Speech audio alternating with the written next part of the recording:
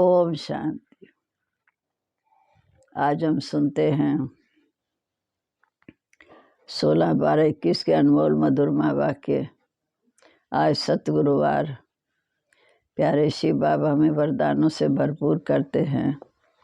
बाबा कहते, बच्चे दिव्य गुणधारी भव, श्रेष्ठाचारी भव, आधार मूर्त भाव, सफलता मूर्त भाव। इन वरदानों को हम अपने ऊपर अपने अंदर स्वीकार करते हुए बाबा के महावाक्य सुनेंगे। बाबा कहते, मीठे बच्चे, तुम अब 21 जन्मों के लिए विश्व के मालिक बनते हो। अभी तुम्हारे पर बृहस्पति की अविनाशी दशा है। सबसे श्रेष्ठ दशा बृहस्पति है। प्रश्न है, सच्चे सेवाधारी बच्चों की बुद्धि में कौन सी बात सदैव याद रहनी है? उत्तर है, धन दिए धन ना खुटे। जितना ज्ञान धन दान करते हैं खुटता नहीं और ही बढ़ता है। ये सदैव दान करते ही रहते हैं। उनकी बुद्धि में रहता है कि हम अपना ही कल्याण करते हैं। बाप भी साक्षियों का देखते हैं कौन कौन अपनी जीवन ऊंच बना रहे हैं और कौन पास होंगे। ज्ञान में मैनर्स भी बहुत अच्छे चाहिए। कभी छोटी छोटी बात में फंक नहीं होना चाहिए। गीत है, तुम ही हो माता पिता, तुम ही हो। ओम शांति। बाबा कहते, गुड मॉर्निंग बच्चों को। आज है सतगुरुवार। तुम बच्चों के लिए यह बृहस्पति से बृहस्पतिवार उत्तम है। बृहस्पति अर्थात सारे मनुष्य सृष्टि का वृक्ष का बीज, वो एक परमात्मा। और बृहस्पति वार बहुत उत्तम है। सप्ताह में सबसे उत्तम ये दिन है। बृहस्पति का नाम तो गाया हुआ है। बृहस्पति की दशा बैठी हुई है। बृहस्पति बाबा फिर से बेहद सुख का वर्षा देने आए हैं। व्याध का संन्यास भी कराते हैं। व्याध का सुख अर्थात विश्व की बात से देते हैं। व्याध का संन्यास अर्थात घर गृहस्थ में रह के हर बात से बुद्धि हटाते हैं। बृहस्पति बाबा फिर से हमको अपना बेहद सुख का वर्षा दे रहे हैं और व्याध का संन्यास भी करवाते हैं। रहना घर गृहस्थ में पर बुद्धि से सब कुछ भूलना है। निवृत्ति मार्ग वालों का तो हद का संन्यास, वह तो घर बार छोड़ जाते हैं। सबको संन्यास करना है। बाप कहते, आगे चलकर तुम्हारी बहुत सुनेंगे, क्योंकि पतित पावन बाप जो गाइड और लिबरेटर है वही कहते हैं, मैं आया हूँ सबको मुक्ति धाम में वापस ले जाने के लिए। भक्ति मार्ग में मुक्ति के लिए पुरुषार्थ करते हैं। भक्ति में कितना समय रहना पड़ता है? जो भक्ति के बाद भक्ति का फल मिले। ये तुम्हारे सिवा कोई नहीं जानते। तुम बच्चे जानते हो कि पूरे 2500 वर्ष लगते हैं। 2500 वर्ष सतयुग त्रेता सुख में, 2500 वर्ष भक्ति मार्ग। ये भी ड्रामा में नूंद है। ये बना बनाया खेल है। हर एक अपना अपना पार्ट बजाते रहते हैं। तुम भी कल पहले यही पार्ट बजाते हो। तुम्हारे लिए कितनी खुशी की बात है कि बाबा फिर से हमें विश्व की बादशाही देने। हमारे ऊपर बृहस्पति की दशा बैठी हुई है। हम 21 जन्मों के लिए स्वर्ग के मालिक बनते हैं। अब हमारी चढ़ती कला है। बाकी समय उतरती कला। ये पुरुषोत्तम संगम युग चढ़ती कला। इस समय नरक खत्म, स्वर्ग जिंदाबाद होना है। सुख दुख का खेल भी तो बच्चों के लिए है कि हम ही आधा कल्प सुखी रहते हैं सतयुग त्रेता में। फिर द्वापर से हम भी नीचे उतरते दुखी हो जाते हैं। बाप कहते हैं, ये आदि सनातन देवी देवता धर्म बहुत सुख देने वाला है। वो है नई दुनिया के लिए। यहाँ खानियाँ भी नई होंगी। जो कुछ अपनी जहाँ पैदाइश होती है वहाँ सब कुछ नया होगा। पुरानी चीज ले जाने का वो सार नहीं रहता। तब दुनिया में कोई भी सार नहीं। बाप को कहते हैं सर्वशक्तिवान, तो क्या शक्ति दिलाते? ये तुम बच्चे जानते हो। आकर हमें मनुष्य देवता विश्व का मालिक बनाते। पतित पावन सदगति दाता लिबरेटर बाप आकर इस समय इतनी शक्ति देते हैं, अनेक धर्मों का विनाश कराए, एक सत्य धर्म, एक राज्य की स्थापना करते हैं। क्या ये शक्ति का काम नहीं है? अनेक धर्मों का विनाश कराए, एक सत्य धर्म की स्थापना करना, क्या ये शक्ति का काम नहीं है?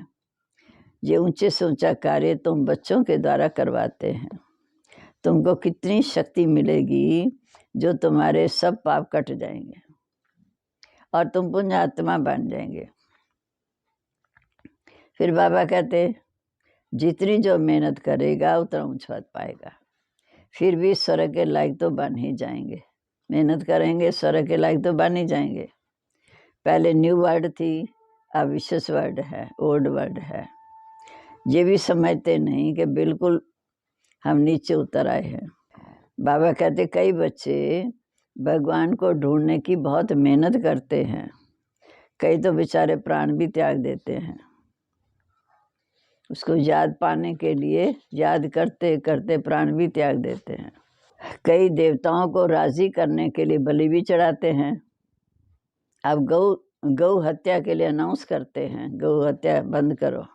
समझते हैं गौ माता है, दूध देती है। ऐसे तो बकरियां भी दूध देती हैं, फिर उनकी रक्षा क्यों नहीं करते?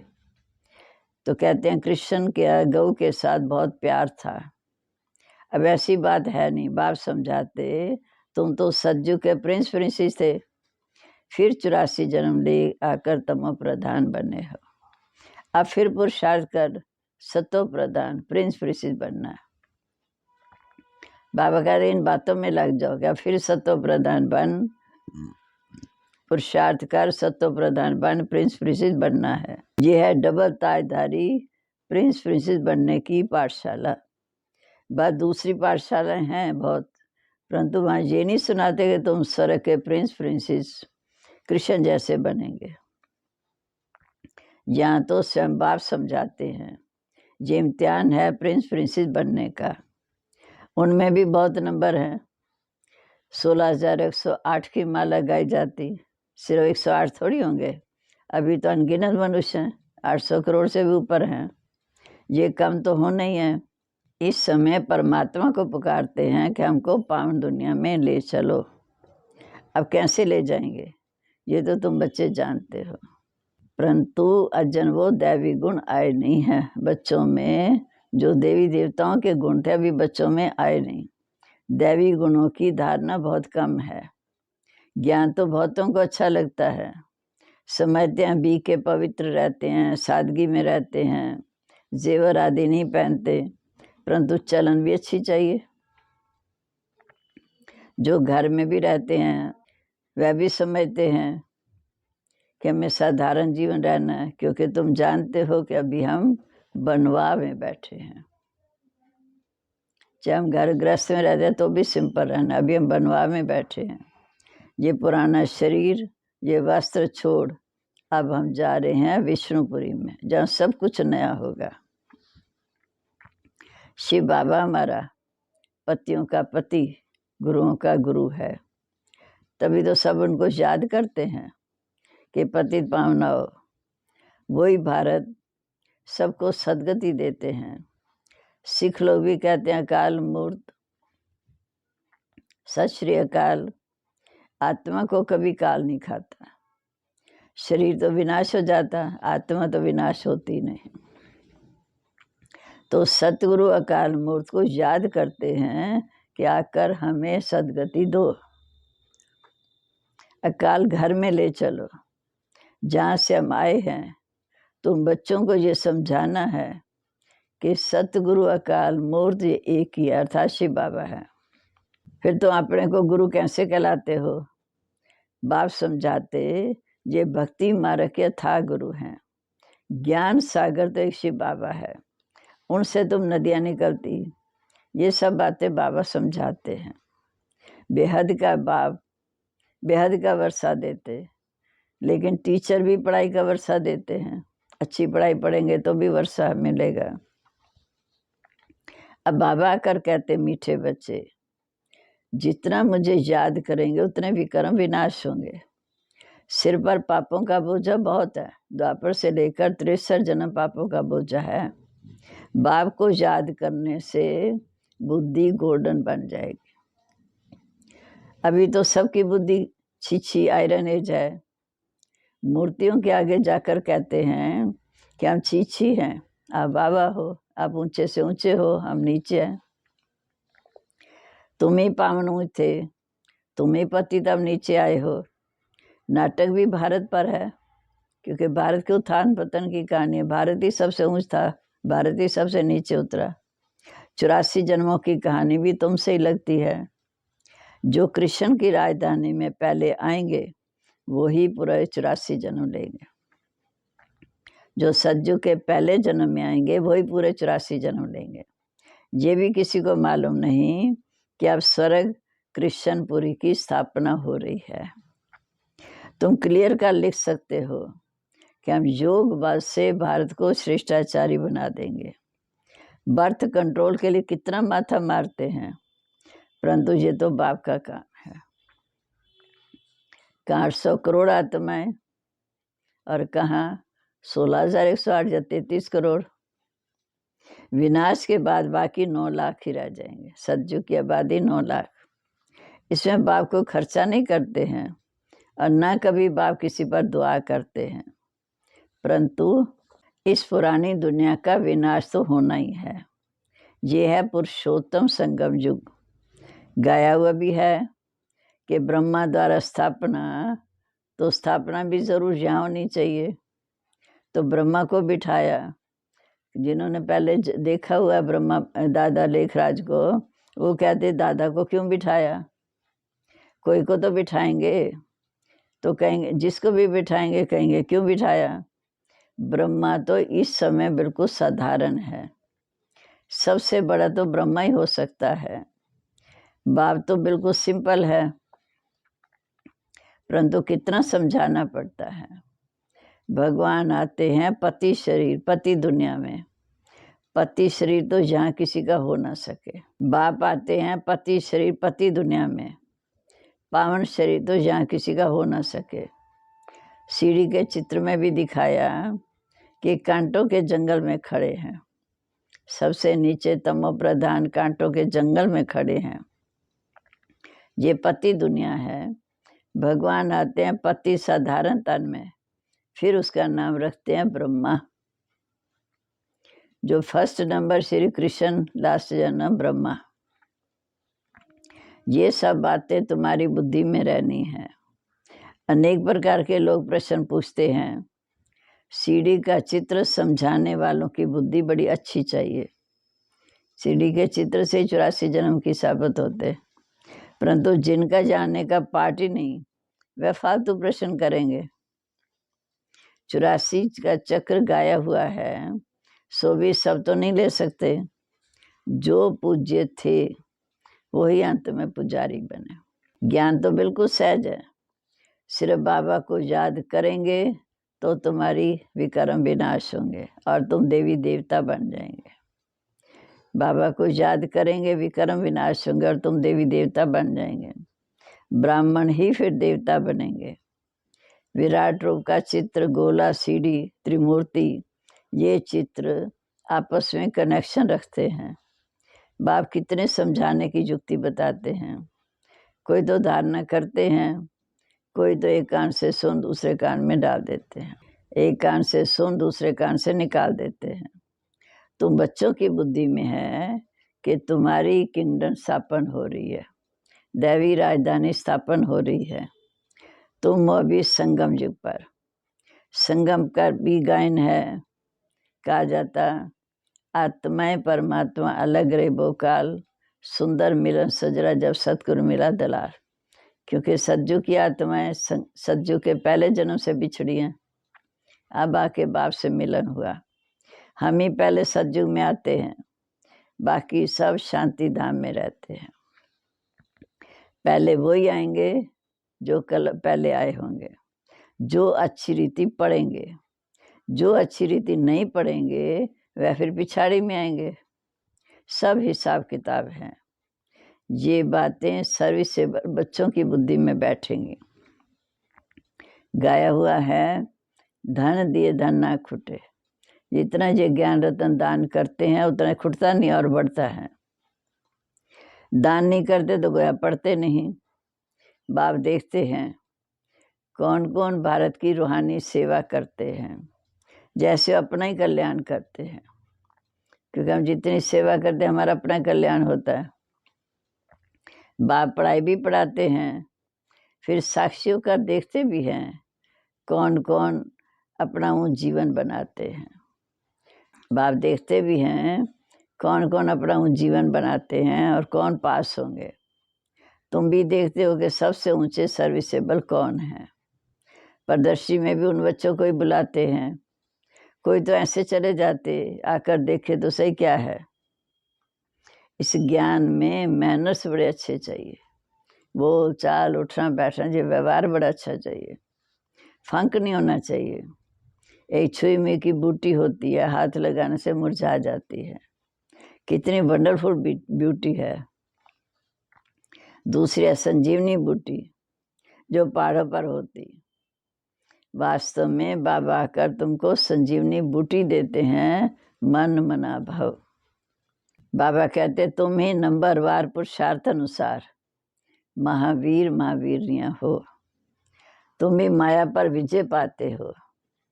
तुम हो इनकॉग्निटो वॉरियर्स, अर्थात गुप्त सेनानी। बड़े से बड़े हिंसा, काम कटारी चलाना। दूसरा नंबर है क्रोध करना, कड़वा बोलना, ये भी हिंसा है। बच्चों को तो सदैव खुशी का पारा चढ़ना चाहिए। जो बच्चे सर्विस में तत्पर रहते हैं उनमें भी माताओं का नाम आगे है। तुम हो शिव शक्ति सेना। बाबा कहते तुम माताएं कन्याएं हो शिव शक्ति सेना। गवर्नर ने भी कहा माताएं कन्याएं जो कार्य कर रही हैं बहुत अच्छी है, परंतु यहाँ तो दोनों के लिए ज्ञान है, माताओं के लिए भी है तो पिताओं के लिए भी है। हाँ, माताओं की मेजॉरिटी है। ये थोड़ी के प्रजापिता ब्रह्मा द्वारा सिर्फ कुमारियाँ पैदा हुई, कुमार भी हैं। जब दोनों ज्ञान लेंगे तभी प्रवृत्ति ठीक चलेगी ना। जिसके घर में बच्ची होती तो समझते हैं लक्ष्मी आई, जहाँ बच्ची नहीं होती तो समझते हैं ये घर अभाग्य है, दुर्भाग्य है। देखो लक्ष्मी की पूजा करते हैं, देखो लक्ष्मी की पूजा करते हैं। माताओं का श्रृंगार माना जाता है। लक्ष्मी है तो उसके साथ नारायण भी होगा। आजकल माताओं का बहुत रिगार्ड रखते हैं। सबसे जास्ती रिगार्ड तो बाप आकर रखते हैं। माताओं के सिर पे कलश दिया, परंतु लक्ष्मी फिर नारायण। आजकल मिसिज, मिस्टर और मिसिज अक्षर निकाल श्री नाम रख दिया। ये है माया की मत, और कोई खंड में ये अक्षर नहीं है।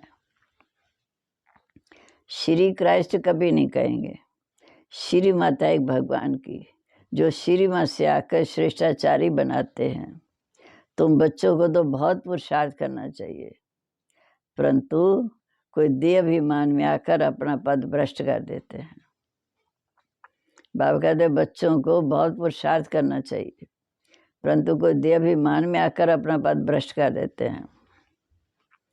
इस समय सब देह अभिमानी हैं, और कोई भी पाठशाला से नहीं हो सकती जहाँ आत्माओं को बैठ परमात्मा ज्ञान सुनाए। बाबा कहते अपने को आत्मा समझ, बाप को याद करो। कोई का भी ड्रामा में ऐसा पाठ नहीं है। आत्मा में ही सारा विनाशी पाठ भरा हुआ है। 84 जन्मों का सीढ़ी का चित्र भी क्लियर कर देता है।